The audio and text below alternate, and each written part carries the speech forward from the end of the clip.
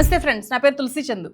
గౌతమ్ అదానికి 25 ఏళ్లు జైలు శిక్ష పడే అవకాశం ఉన్న కేసు ఒక్క రోజులో క్లోజ్ అయిపోతుంది. అది కూడా అమెరికాలో 2450 కోట్లు చెల్లిస్తే న్యాయం దాసోహం అయిపోతుంది. ప్రధాని నరేంద్ర మోదీ నార్వే పర్యటన నేపథ్యంలో ప్రధాని పర్యటనలు, అదాని వ్యాపార విస్తరణల మీద, ఆర్థిక లావాదేవీల మీద మరోసారి చర్చ మొదలైంది. ప్రధాని నార్వే పర్యటనకు, అదాని వ్యాపారాలకు లింక్ ఉంది అని చెప్పి రాహుల్ గాంధీ తీవ్రమైన ఆరోపణలు చేశారు. నార్వే జర్నలిస్ట్ అడిగిన ప్రశ్నకు సమాధానం చెప్పకుండా మోదీ మౌనంగా వెళ్లిపోయారు. క్రోనీ క్యాపిటలిజం గురించి అర్థం చేసుకోవడానికి ఈ వీడియో చాలా ఇంపార్టెంట్. ఫ్రెండ్స్, ఈ ఛానల్ని మీరు ఇప్పటిదాకా సబ్స్క్రైబ్ చేయకపోతే మస్ట్గా ఇప్పుడే సబ్స్క్రైబ్ చేయండి. ఈ ఛానల్ని సపోర్ట్ చేయడానికి జాయిన్ బటన్ మీద క్లిక్ చేసి మీరు మెంబర్స్గా చేరొచ్చు. India's richest businessman Gautam Adani మీద అమెరికాలో 3 కేసులు నమోదైతే ఆ 3 కేసుల నుంచి కూడా ఇప్పుడు ఆయన బయటపడ్డారు. First case America justice department ఇండియాలో సోలార్ పవర్ ప్రాజెక్ట్స్ కాంట్రాక్ట్స్ కోసం గౌతమ్ అదానీ, ఆయన బ్రదరు సాగర్ అదానీ 2200 కోట్ల రూపాయలు లంచం ఆఫర్ చేశారు అని చెప్పి, యుఎస్ ఇన్వెస్టర్స్ని మోసం చేశారు అని చెప్పి బ్రైబరీ ప్లస్ సెక్యూరిటీస్ ఫ్రాడ్ కింద క్రిమినల్ కేసు పెట్టారు. 2024లో ఈ కేసు నమోదైంది. ఈ కేసు ప్రూవ్ అయితే అదానీ బ్రదర్స్కి 25 ఏళ్ల పాటు జైలు శిక్ష పడేది, 1000 కోట్ల రూపాయల జరిమానా పడేది. అదానీ అలాంటి అవకాశం ఎందుకు ఇస్తారు?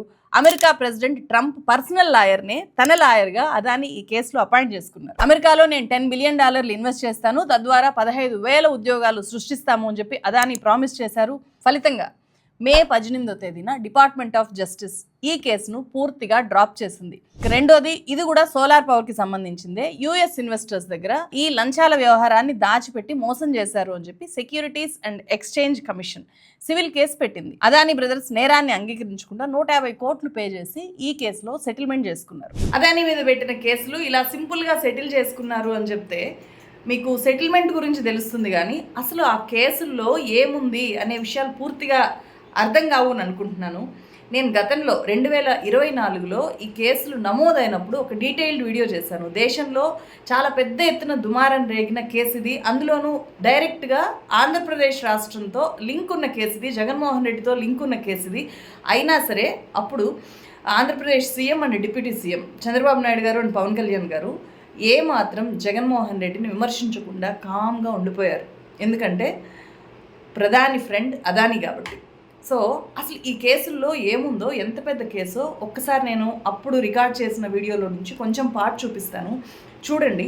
మళ్ళీ ఈ వీడియోని కొనసాగిద్దాం. గౌతమ్ అదానీ ఈ 10 ఏళ్లలో పెట్టిన ఇండియాస్ లార్జెస్ట్ ఇండస్ట్రీస్లో సోలార్ పవర్ తయారు చేసే అదానీ గ్రీన్ ఎనర్జీ కంపెనీ కూడా ఒకటి. ఈ అదానీ కంపెనీ ఉత్పత్తి చేసే సోలార్ పవర్ ను solar energy corporation of India, SECI అంటారు. ఆ SECI కొంటుంది. అంటే ఈ SECI అనేది గవర్నమెంట్ కంపెనీ, నవరత్న కంపెనీల్లో ఒకటి, చాలా ప్రతిష్టాత్మకమైన SECI. ఇది మిడిల్ మ్యాన్గా ఉంటుంది.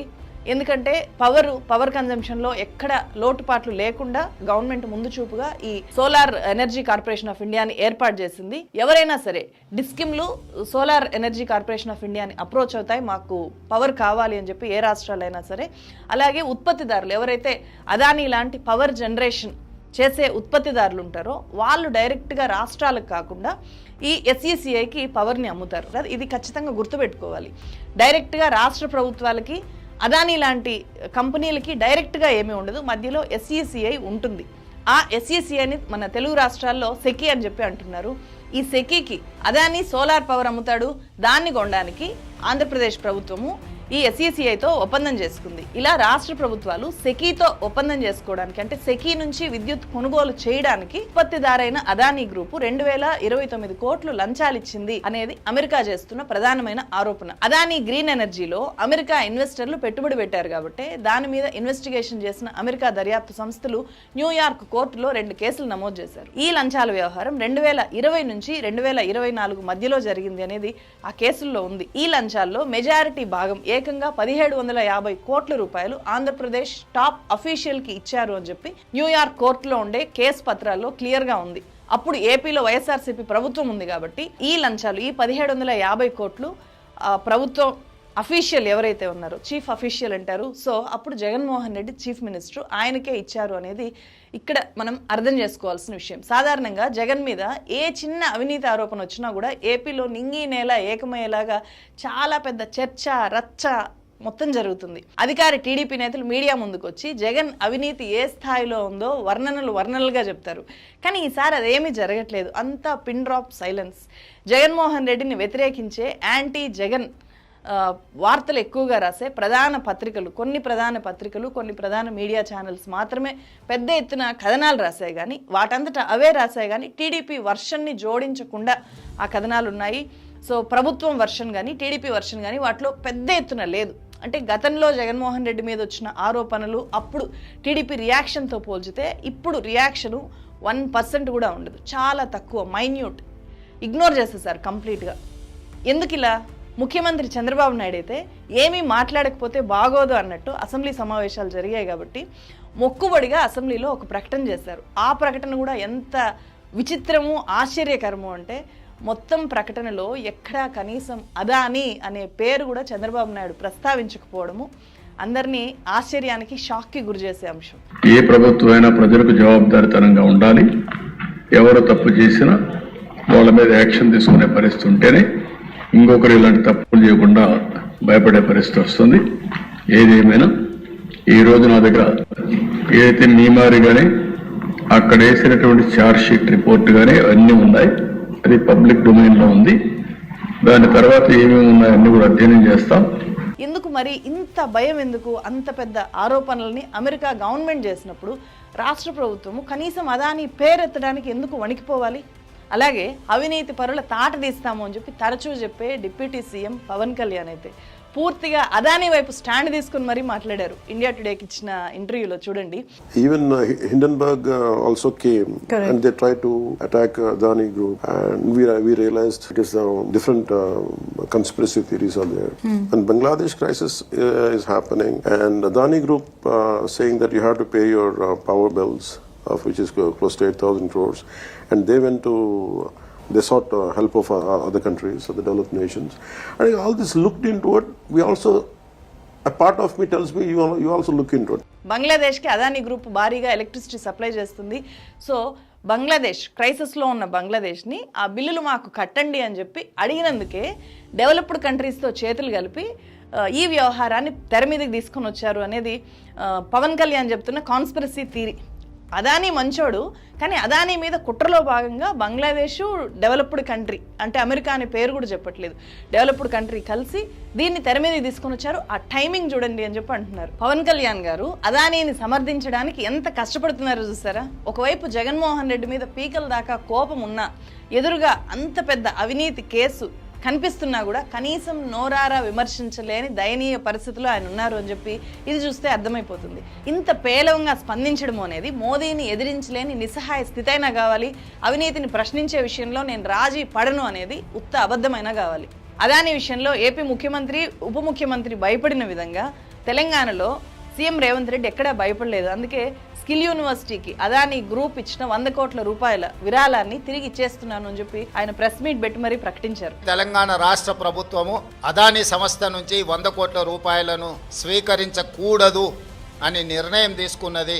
అవినీతి మరకంటున్న పారిశ్రామికవేత్త ఇచ్చిన విరాళాన్ని మేము తిరస్కరిస్తున్నాము అని చెప్పి రేవంత్ రెడ్డి ఇంత ధైర్యంగా చెప్పగలిగినప్పుడు లంచాల ఊబిలో చిక్కుకుపోయి కుదుర్చుకున్న సోలార్ పవర్ ఒప్పందాలని ఆంధ్రప్రదేశ్ ప్రభుత్వం ఎందుకు రద్దు చేసుకోవట్లేదు? కనీసం ఎందుకు ఆలోచించట్లేదు ఆ దిశగా? ఈ కేసుతో ఏపీ ముఖ్యమంత్రి జగన్మోహన్ రెడ్డి ఇరకాటంలో పడ్డారా, లేదంటే ప్రధాని నరేంద్ర మోదీ, చంద్రబాబు నాయుడే ఇరుక్కుపోయారా అనేది ఇక్కడ అర్థం చేసుకోవాలి. అమెరికాలో అదానీ మీద నమోదైంది చిన్నా చితక కేసు కాదు. ఇప్పటికీ ఆ కేసు లోతేంటో తెలియని వాళ్ళ కోసము ఇక్కడ కొంచెం డీటెయిల్డ్గా చెప్పే ప్రయత్నం చేస్తాను. అమెరికా న్యాయశాఖ, America securities and exchange commission SEC అంటారు, వేర్వేరుగా 2 కేసులు పెట్టాయి. ఏమని? గౌతమ్ అదానీ, ఆయన తమ్ముడు కొడుకు Sagar Adani, Adani group energy CEO Vineet Jain సహా మొత్తం 8 మంది అదానీ సోలార్ ప్రాజెక్ట్ డీల్ కోసము ఇండియాలో ప్రభుత్వ అధికారులకు $26.5 కోట్ల అంటే మన కరెన్సీలో 2029 కోట్ల రూపాయలు లంచాలుగా ఇచ్చారు అని చెప్పి అమెరికా దర్యాప్తు సంస్థ federal bureau of investigation FBI కోర్టుకు ఆధారాలను సబ్మిట్ చేసింది. అదానీ చేసిన ఫ్రాడ్ ఏంటి అసలు?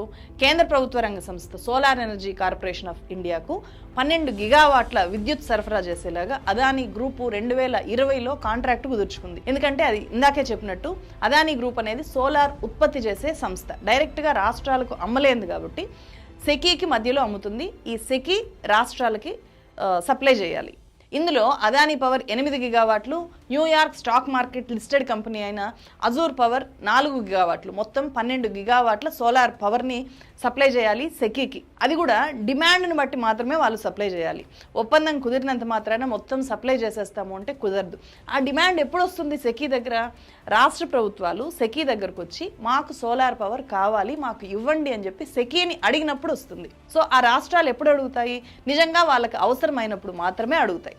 సో రాష్ట్రాల్ని మీరు వెళ్ళి అడగండి, సెకీతో ఒప్పందం కుదుర్చుకోండి, మీరు ఒప్పందం కుదుర్చుకుంటే సెకీ మా దగ్గర నుంచి విద్యుత్ కొంటుంది, మేము సెకీకి విద్యుత్ అమ్ముతాము, సో సెకీ నుంచి మీరు కొనండి అని చెప్పి సెకీ నుంచి విద్యుత్ కొనడానికి అదానీ గ్రూపు ఆంధ్రప్రదేశ్ సహా మిగిలిన రాష్ట్రాలకు లంచాలు ఇచ్చింది అనేది అమెరికా చేస్తున్న ఆరోపణ. ఇలా ఆంధ్రప్రదేశ్ని మాత్రమే ఇన్ఫ్లుయెన్స్ చేయలేదు అదానీ గ్రూపు, తమిళనాడు, ఛత్తీస్గఢ్, ఒరిస్సా, జమ్మూ కాశ్మీర్ ఈ రాష్ట్రాలకంతా కూడా లంచాలని ఎరగా వేసి సెకీతో విద్యుత్ ఒప్పందాలు కుదుర్చుకున్నారు అని చెప్పి అమెరికా ఆరోపిస్తోంది. మన అదానీ మన రాష్ట్రాలకు లంచాలు ఇస్తే మధ్యలో అమెరికాకి ఏంటి నొప్పి అని అనుకోవడానికి వీల్లేదు. ఇక్కడ అదానీ తన సొంత డబ్బుతో ఈ సోలార్ ప్రాజెక్టును పెట్టలేదు. దానికోసము అమెరికా ఇన్వెస్టర్ల దగ్గర నుంచి భారీగా పెట్టుబడులు సేకరించారు. American foreign corrupt practice act ప్రకారం అమెరికా నుంచి ఎవరైనా పెట్టుబడులు తీసుకుంటే, అంటే అమెరికన్స్ నుంచి ఎవరైనా పెట్టుబడులు తీసుకుంటే వాటిని సక్రమంగా మాత్రమే ఖర్చు పెట్టాలి. ఆ పెట్టుబడులతో లంచాలు ఇవ్వడానికి వీల్లేదు. సో ఇక్కడ అదానీ గ్రూపు ఆ పెట్టుబడిగా తీసుకున్న డబ్బునే లంచాలుగా ఇచ్చారు అనేది అమెరికా చేస్తున్న ఆరోపణ.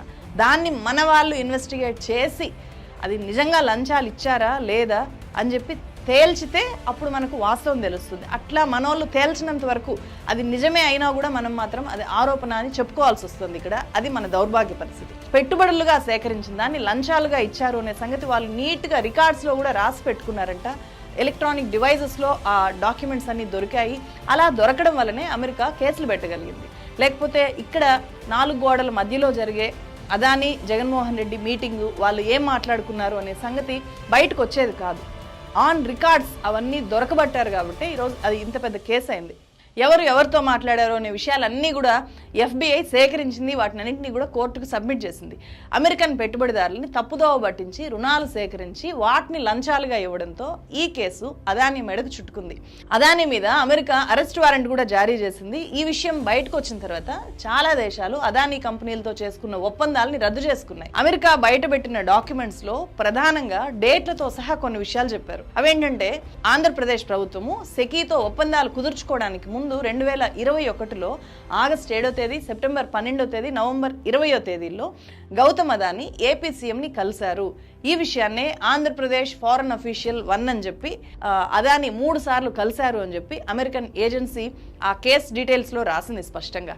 ఇక్కడ ఫారెన్ అఫీషియల్ 1 అంటే అప్పటి సీఎం జగన్మోహన్ రెడ్డి అనేది అర్థం చేసుకోవాలి. ఎందుకంటే జగన్మోహన్ రెడ్డిని అదానీ ఎప్పుడెప్పుడు కలిశారో మీడియాలో చాలా బాగానే బయటకు వచ్చింది అప్పట్లోనే. కాకపోతే ఎందుకు కలిశారు అని తెలియదు. జగన్మోహన్ రెడ్డి అదానీ మధ్య మీటింగ్ జరిగిన తర్వాత 2021 అక్టోబర్ 28వ తేదీనే సెకీతో 7 గిగావాట్ల విద్యుత్ కొనుగోలు ఒప్పందానికి ఏపీ కేబినెట్ ఆమోద ముద్ర వేసింది. డిసెంబర్ 1, 2021న సెకీ ఏపీ గవర్నమెంట్ మధ్య 25 ఏళ్ల పాటు విద్యుత్ కొనడానికి ఒప్పందం కుదిరింది. 25 ఏళ్ల పాటు అదానీ గ్రూపు సెకీకి విద్యుత్ సప్లై చేస్తే ఆ విద్యుత్ని ఆంధ్రప్రదేశ్ ప్రభుత్వము కొంటుందన్నమాట.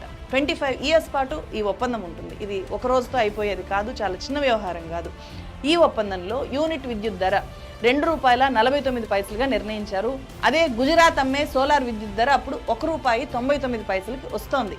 సో గుజరాత్లో ఇంత తక్కువకే సోలార్ విద్యుత్ దొరుకుతున్నప్పుడు అదానీ గ్రూపు సెకీకి సప్లై చేసే కరెంటునే ఆంధ్రప్రదేశ్ ఎందుకు కొనాలి అని చెప్పి అప్పట్లోనే టీడీపీ నేత పయ్యావుల కేశవ్, ప్రస్తుత మంత్రి పయ్యావుల కేశవ్, అప్పట్లో వామపక్ష నాయకులు కోర్టులో పిటిషన్ వేశారు. దాని మీద రివ్యూ చేయాలి అని చెప్పి హైకోర్టు ఏపీ ఈఆర్సీని ఆదేశించింది కూడా. కానీ అప్పుడు అదానీ జగన్మోహన్ రెడ్డి మధ్య ఈ ఒప్పందం ఉంది అనే విషయం బయటికి రాలేదు. జూలైలో అంటే చంద్రబాబు నాయుడు గవర్నమెంట్ అధికారంలోకి వచ్చిన తర్వాత, ఎలక్షన్స్ తర్వాత జగన్మోహన్ రెడ్డి హయాంలో పవర్ సెక్టర్ ఎలా కుదేలైందో చెప్తూ CM Chandrababu Naidu white paper release చేశారు. అందులో కూడా మార్కెట్లో యూనిట్ ధర ₹1.99 ఉంటే జగన్మోహన్ రెడ్డి మాత్రము ₹2.49కు డీల్ కుదుర్చుకున్నారు అని చెప్పి ఆ వైట్ పేపర్లో టీడీపీ గవర్నమెంట్ తప్పుపట్టింది. దీనివల్ల ఒక్క సంవత్సరానికి 850 కోట్ల రూపాయలు అదనంగా ఏపీ ప్రజల మీద విద్యుత్ ఛార్జీల రూపంలో భారం పడుతుంది అని కూడా చంద్రబాబు నాయుడు గవర్నమెంట్ చెప్పింది. సాధారణంగా అలాంటి విద్యుత్ ఒప్పందాన్ని ఎక్కడైనా రద్దు చేస్తారు. ఎందుకు అంత ఎక్స్ట్రా డబ్బులు ఎందుకు పెట్టాలి, ఆంధ్రప్రదేశ్ ప్రజల మీద సంవత్సరానికి 850 కోట్లు భారం ఎందుకు వేయాలి అని చెప్పి రద్దు చేసుకొని ఉండాలి. కానీ ఆంధ్రప్రదేశ్ ప్రభుత్వం ఆ విద్యుత్ ఒప్పందాన్ని రద్దు చేసుకోలేదు. అప్పుడు వైట్ పేపర్ రిలీజ్ చేసిన జూలైలో చేసుకోలేదు. సరే, కనీసం ఇంత పెద్ద స్థాయిలో లంచాల వ్యవహారం బయటకు వచ్చిన తర్వాత ఇప్పుడైనా చేసుకోవాలి కదా, కానీ ఇప్పుడు కూడా చేసుకోలేదు. అదానీ గ్రూప్తో చేసుకున్న విద్యుత్ ఒప్పందాన్ని రద్దు చేసుకోకుండా ఆపుతున్న ఆ అజ్ఞాత వాసి ఎవరు, ఆ అజ్ఞాత శక్తి ఎవరు? అదానీ మన ప్రధానమంత్రికి మిత్రుడు కాకపోయి ఉంటే, భారీ స్థాయిలో లంచాల వ్యవహారం బయటపడి ఉంటే గనక, మిత్రుడు కాకపోయి అప్పుడు ఏదైనా లంచాల వ్యవహారం ఉంది అని చెప్పి బయటపడి ఉంటే, ఏ గవర్నమెంట్ అయినా సరే తక్షణమే ఇంత దుర్మార్గమైన కాంట్రాక్ట్ చేసుకున్నారు అని చెప్పి తీవ్రమైన విమర్శలు చేస్తూ, కేసులు పెడుతూ, సిబిఐ ఎంక్వైరీకి ఆదేశిస్తూ ఆ కాంట్రాక్ట్ను తక్షణం రద్దు చేసేవాళ్ళు. ఇలాంటి ఆరోపణలతో మళ్ళీ అదానీ మీద అసలు కేసు పెట్టే అవకాశం కూడా లేకుండా ఈ కేసుని శాశ్వతంగా మూసేశారనమాట. ఇక మూడోది, US treasury office of foreign assets control పెట్టిన Iran sanctions case. Adani enterprises limited మీద సపరేట్ సివిల్ ఇన్వెస్టిగేషన్ చేసి మరి ఈ కేసు పెట్టారు. ఇరాన్ శాంక్షన్స్ ని వైలేట్ చేసి ముంద్రా పోర్ట్ ద్వారా Adani company Iranian origin LPG imports చేసింది అనేది ఈ కేసు. ఈ కేసు నుంచి బయటపడడానికి $275 మిలియన్ అంటే 2300 కోట్ల రూపాయలు ఇచ్చి ఈ కేసుని సెటిల్ చేసుకుంది అదానీ గ్రూప్ కంపెనీ. ఇలా 150 కోట్లు ప్లస్ 2300 కోట్లు, మొత్తం 2450 కోట్లు కట్టించుకుని అమెరికా అదానీ మీద పెట్టిన 3 కేసుల్ని కూడా క్లోజ్ చేసింది. అలాగే అమెరికాలో $10 బిలియన్ అంటే సుమారు 1,00,000 కోట్లు పెట్టుబడి పెట్టి 15,000 ఉద్యోగాలు సృష్టిస్తాను అని చెప్పి అదానీతో అమెరికా ప్రామిస్ చేయించుకుంది. అదానీ తప్పు చేస్తే అమెరికా ప్రభుత్వం ఇంత భారీగా డబ్బులు వసూలు చేసింది. అదే ఇండియన్ గవర్నమెంట్ ఏం చేసింది?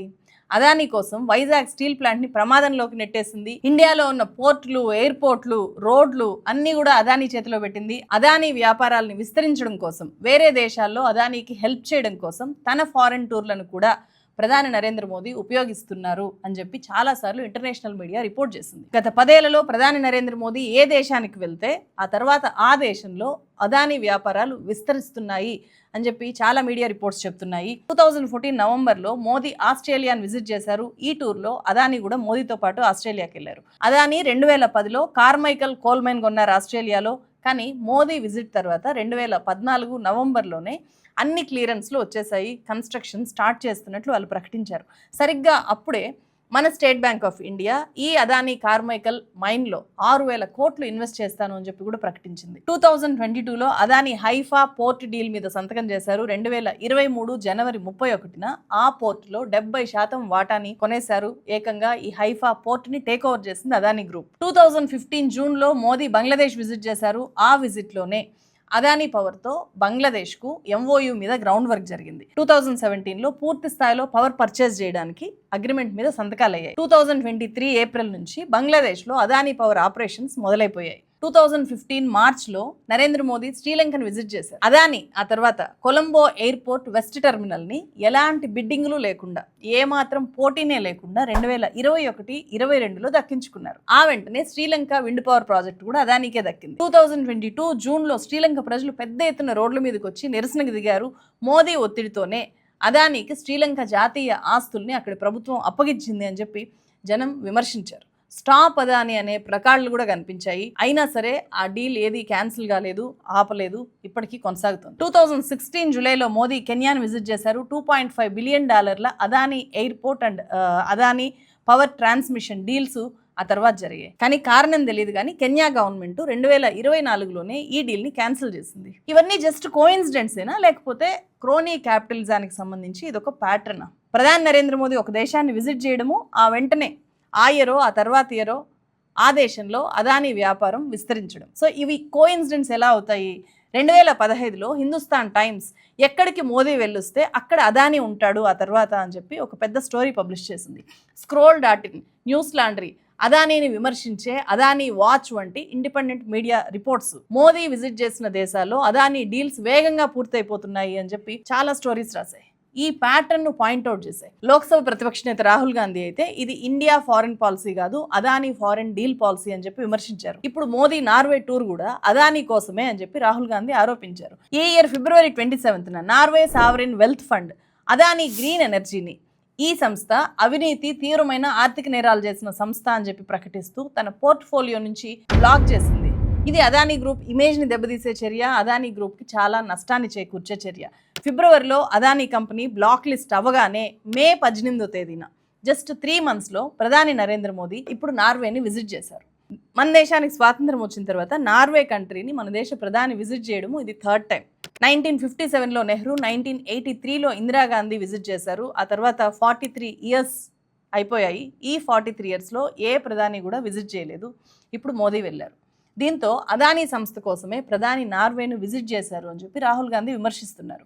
బ్లాక్ లిస్ట్ నుంచి అదానీ సంస్థను తప్పించాలి అని చెప్పి నార్వేని అభ్యర్థించారా? మరి మీ పర్సనల్ అభ్యర్థనను నార్వే ప్రభుత్వం మన్నించిందా మోదీజీ అని చెప్పి ఇలా ఎక్స్లో పోస్ట్ చేశారు. ఇక్కడ ఈ నార్వే సావరెన్ వెల్త్ ఫండ్ ఎందుకు ఇంపార్టెంటో కొంచెం చెప్పాలి. భవిష్యత్తు తరాలకు ఆయిల్ అండ్ గ్యాస్ కొరత లేకుండా చూడాలి అనే లక్ష్యంతో ఈ నార్వే సావరెన్ వెల్త్ ఫండ్ సంస్థ 1990s నుంచి వర్క్ చేస్తుంది. ప్రస్తుతం ప్రపంచంలోనే చాలా ఎక్కువ ఫండ్ ఈ సంస్థ దగ్గర ఉంది. ఇది నంబర్ 1లో ఉంది. ఆర్థిక నేరాలకు పాల్పడినట్టు ఆరోపణలు రావడంతో చమురు వ్యాపారం చేసే అదానీ గ్రీన్ ఎనర్జీ లిమిటెడ్ను ఈ సంస్థ తన పోర్ట్ఫోలియో నుంచి లాస్ట్ February 27న రిమూవ్ చేసింది. అంటే ఆ సంస్థను బ్లాక్ లిస్ట్లో పెట్టింది. నాగ్రేస్ అనేది నార్వే సెంట్రల్ బ్యాంకు. ఆ బ్యాంకుతో లావాదేవీలకు సంబంధించి అదానీ గ్రీన్ మీద చాలా ఆరోపణలు వచ్చాయి. సో ఆ ఆరోపణల తర్వాత బ్లాక్ లిస్ట్ చేస్తూ అదానీ గ్రీన్స్ని ఈ నిర్ణయం తీసుకున్నారు. మోదీ పర్యటన తర్వాత నార్వే అదానీకి అనుకూలంగా తన నిర్ణయాన్ని మార్చుకుంటుందా చెప్పలేం మనం ఇప్పుడే. ఎందుకంటే నార్వే ట్రాన్స్పరెన్సీ ఇండెక్స్లో కానీ ప్రెస్ ఫ్రీడమ్ ఇండెక్స్లో కానీ టాప్లో ఉండే దేశం. నార్వే ప్రధాని జోనస్ గహర్ అండ్ మన ప్రధాని మోదీ వీళ్ళిద్దరి చర్చల తర్వాత హెలీలింగ్ స్వెండెన్స్ అనే ఒక జర్నలిస్టు, నార్వే జర్నలిస్టు మోదీని ఇండియాలో మానవ హక్కుల ఉల్లంఘన, మానవ హక్కుల పరిస్థితి మీద క్వశ్చన్ చేయాలి అని అనుకుంది. ఆమె వెయిట్ చేసింది. అయితే మోదీ సమాధానం చెప్పకుండా ఇలా వెళ్ళిపోయారు.